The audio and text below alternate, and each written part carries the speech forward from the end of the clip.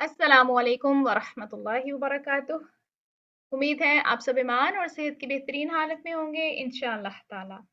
आज हम करेंगे लेसन नंबर 13 और इसमें हम करेंगे जी मदूद का टॉपिक।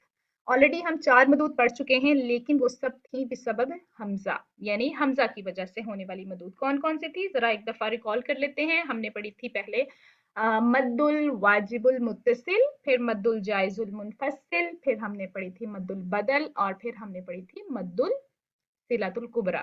ठीक है। अच्छा, अब हम जो मदूद पढ़ेंगे वो होंगी जी सकून की वजह से, यानी बिसबबे सकून। और आज हम दो मदूद करेंगे इसमें। पहली है मद्दुल आरिद लिस्सकून और दूसरी है मद्दुल लीन। चलें जी, इनको सबसे पहले हम देखते हैं कि मद्दुल आरिद लिस्सकून क्या होता है। अच्छा जी, ये उस वक्त होता है जब हरफ मद के बाद एक हरफ मुतहर्रिक वसल की हालत में किसी भी हरकत के साथ आए, फिर हम इस हर्फ पर आरदी सकून के साथ वक्फ करें। अब ये आरदी सकून क्या होता है? अच्छा देखें, हम जब कुरान पढ़ते हैं तो उसमें कुछ ना कुछ ऐसे अल्फाज आपको नजर आते हैं जिनके ऊपर ऑलरेडी सकून की अलामत होती है, तो हम कहते हैं कि ये उसका असली सकून है। ठीक है।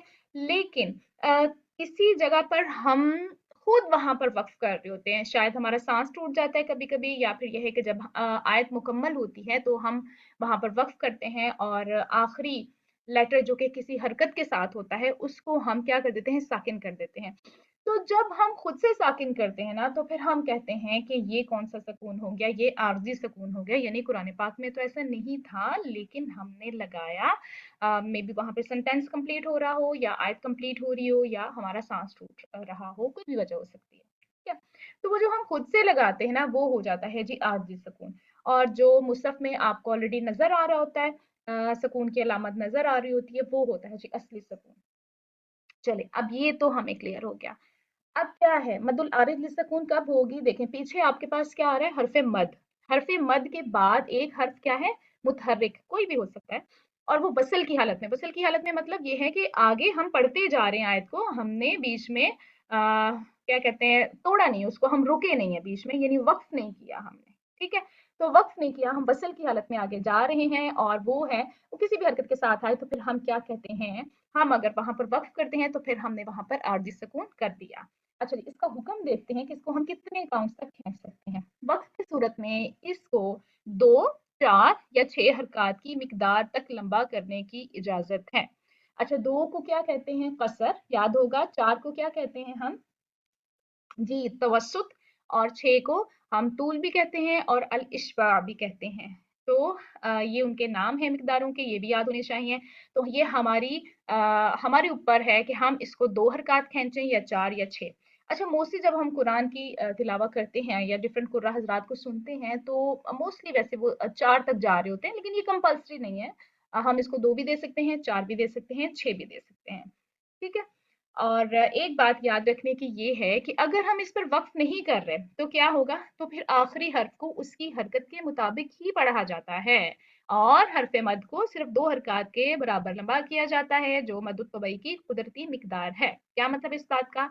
इस बात का मतलब ये है, अच्छा यहाँ पर देखें, हम ये मिसालें देखते हैं, यहाँ पे चलें, ये पूरी आयत को, ये आखिरी वर्ड देखते हैं, बिद्दीनी। तो अगर हम इस पे वक्फ कर रहे हैं ना, तो हम क्या पढ़ेंगे, बिद्दीन। मोस्टली ये मैंने जैसे 4 काउंट्स किया, तो हमारे हमारे पास है कि हम इसको बिद्दीन भी कर सकते हैं, या बिद्दीन, या फिर बिद्दीन,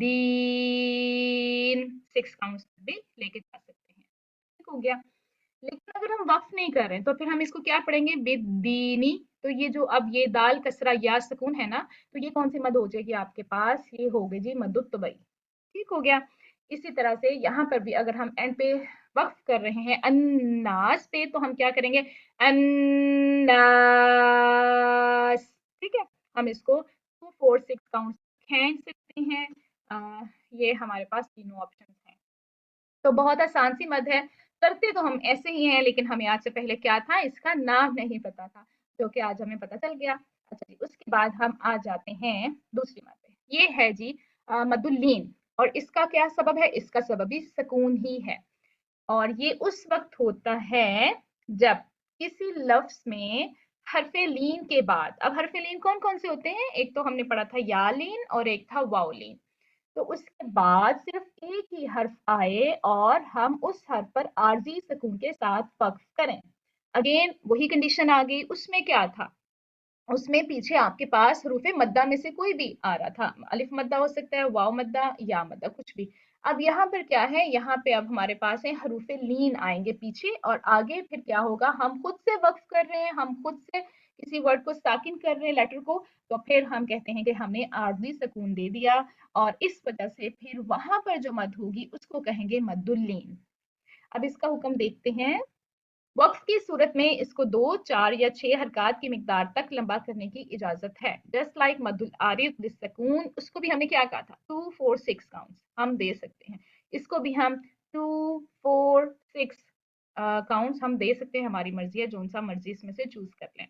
और अगर हम इस पर वक्फ नहीं कर रहे हैं तो अगेन सेम कंडीशन आ जाएगी, तो क्या करेंगे, तो आखिरी हर्फ को इसकी हरकत के मुताबिक पढ़ा जाता है, और हरफे लीन की मिकदार 2 हरकत से थोड़ी कम होती है ना, ये हम पहले भी कर चुके हैं, और इस मिकदार को अरबी जुबान में क्या कहते हैं, मदामा।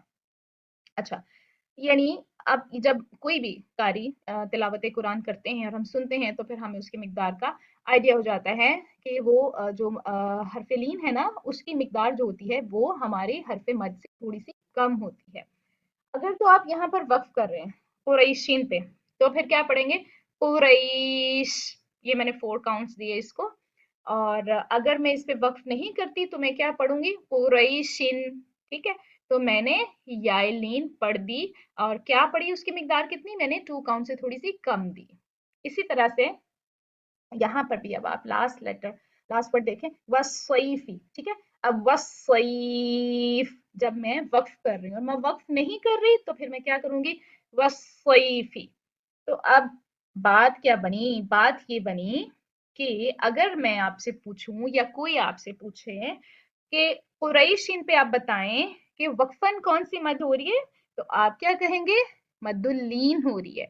और अगर कोई पूछे कि वसलन, यानी आगे आयत का अगला हिस्सा अगर लिखा हुआ हो और हम आगे पढ़ते जाएं, तो फिर कौन सी मद हो रही है, तो आप कहेंगे यहाँ पर हरफे लीन हो रहा है। ठीक है, इसी तरह से अगर हम बात करें इस मद की, मद्दुल आरिफ लिस्सकून की, तो कोई अगर आपसे पूछे कि यहाँ पर बिद्दीनी पे बताएं कि वक्फन कौन सी मद है, तो वक्फन यहाँ पर मद्दुल आरिफ लिस्सकून हो जाएगी, और वसलन इस पे कौन सी होगी, मद्दुल तबई। ठीक है, जिसको हम 2 काउंट्स लंबा करते हैं। तो बस ये अब आपको बताना आना चाहिए कि वक्फन कौन सी मद है और वसलन कौन सी मद है। वस्सौबीना, अगर मैं पूछूं वक्फन, तो आप क्या बताएंगे, वस्सौबीन, ऐसे पढ़ के तो आप कहेंगे उसको कि ये मद्दुल आरिफ बिस्सकून है, और वसलन कौन सी है, ये मद्दुल तबई है। अच्छा जी, है यहाँ पर वक्फन है जी हमारे पास मद्दुल्लीन, और वसलन क्या है, हरफेलीन है, यानी वाउलीन है यहाँ पर। इसी तरह से खौफुन पे भी आपका जो वसलन होगा वो होगा जो वाउलीन, और वक्फन आपके पास हो जाएगी मद्दुल्लीन, जिसको आप 2, 4, 6 जो भी आपको मुनासिब लगे उतना लंबा आप खींच सकते हैं। इस तरह से आगे देखें, यह जनून, अब यहाँ पर भी आप खुद से वक्फ कर रहे हैं, यहाँ पर इसको आरजी सुकून हम देंगे नून को, तो इसलिए यहाँ पर वक्फन हो जाएगी मद्दुल आरिफ लिस्सकून, और वसलन हो जाएगी आपके पास मद्दुल तबई। ठीक है, इसी तरह से ये सारी एग्जांपल्स हैं। अब ये है कि आप कुरान जब पढ़ेंगे तो आपने इसी तरह से खुद से पूछना है, मार्क करना है कि वक्फन कौन सी मद हो रही है और वसलन कौन सी मद हो रही है। उम्मीद है टॉपिक समझ आ गया होगा, क्योंकि बहुत आसान सा ये टॉपिक था। इंशाल्लाह ताला आगे हम करेंगे सकून की वजह से होने वाली कुछ मजीद मदूद की इकसाम इंशाल्लाह। चलें जी, अपना ख्याल रखिएगा। अस्सलाम वालेकुम व रहमतुल्लाहि व बरकातहू।